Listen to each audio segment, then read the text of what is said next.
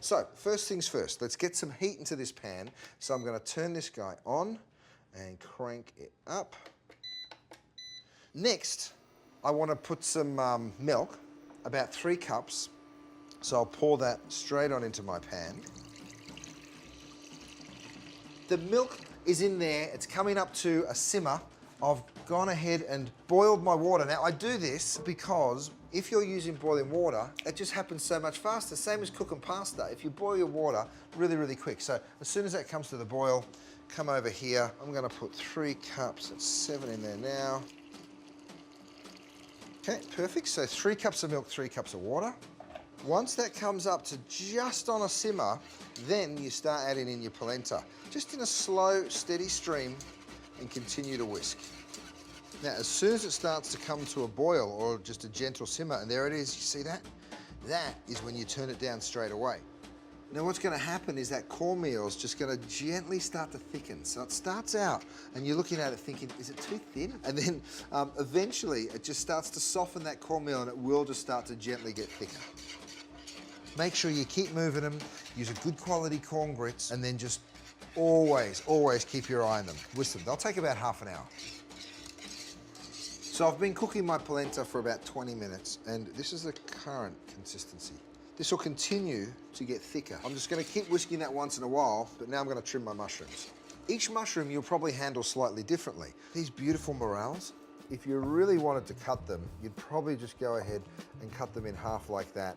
But in truth, I would just leave all of those morels just the way they are. Beautiful.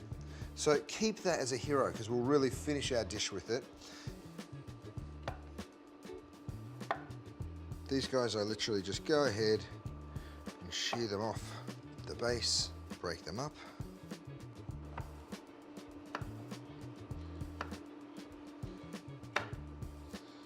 With the maitake, a lot of people would cut them this way.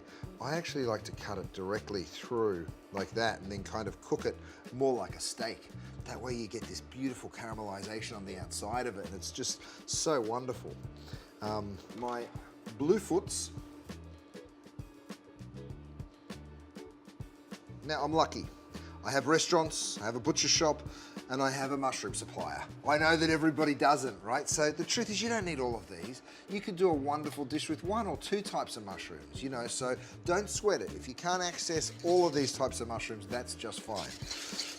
So just like its consistency, before the flavor was maybe a little watery, where now, oh yeah, rich, creamy, that is a good polenta. And it's nowhere near finished. A shallot, of course, is in the onion family, or maybe I should call it a shallot. My Aussie accent, excuse me.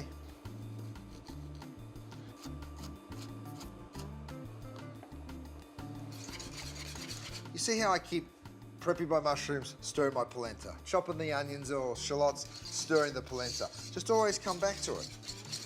If no one's watching, have a sip of your wine, stir the polenta. Garlic. Once you have your polenta to a place that you're happy, and what I mean by that is you've tasted it, doesn't taste grainy. Go ahead and grab a trivet and cover it with a lid.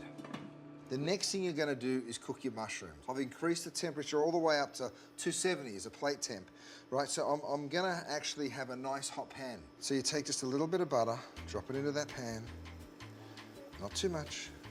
Now I'm using a non-stick pan, and the reason I'm doing that is because I want to get color on the pan, but I don't want the mushrooms to stick. There's nothing worse than using delicate mushrooms like porcini, and they stick to the pan and you can't get it off. So once you add the butter, you'll see it start to turn brown pretty much straight away. Get your mushrooms in there, baby. I've got my porcini, they're going in.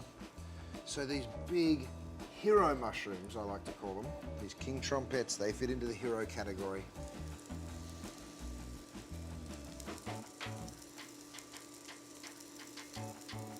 Now I'm going to add a little bit more butter, but I don't throw it all in to begin because whatever you cook mushrooms in, they will absorb. Oh yeah. Look at that beautiful brown. That's exactly what you want. That mushroom's going to be so sweet and delicious. Just lovely. Time to Bring some more friends to the party. I've got my cremini coming in next. Start off with the bigger mushrooms first, then we add in some of the smaller ones, then we add the shallots, and lastly, the garlic. Some of these gorgeous little cremini, some of the maitake,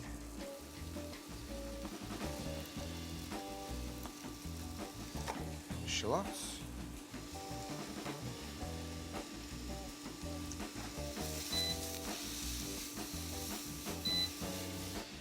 and garlic. So I'm cooking with just a little bit of butter at a time so that the butter sort of stretches all the way through the dish because they will absorb it.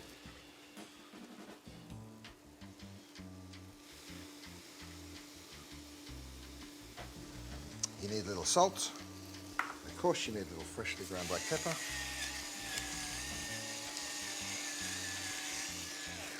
Now if your pan's feeling a little dry, what you could do is add a little bit of vinegar. You could add a little bit of white wine, but I am going to add just a tiny bit of chicken broth. I got to tell you, it's just a pan of mushrooms, but it's so much more than just a pan of mushrooms because it's so delicious. I take a little bit of that freshly chopped green parsley, sprinkle it over the top, and that's it. It is done. To finish off your polenta, you could use a little butter, you could use a little cheese, and I'm going to use both because they're delicious. Just a few of those little knobs of butter, and of course, Parmigiano Reggiano. I'm going to grate that in nice and fresh. Like I said, just a little bit.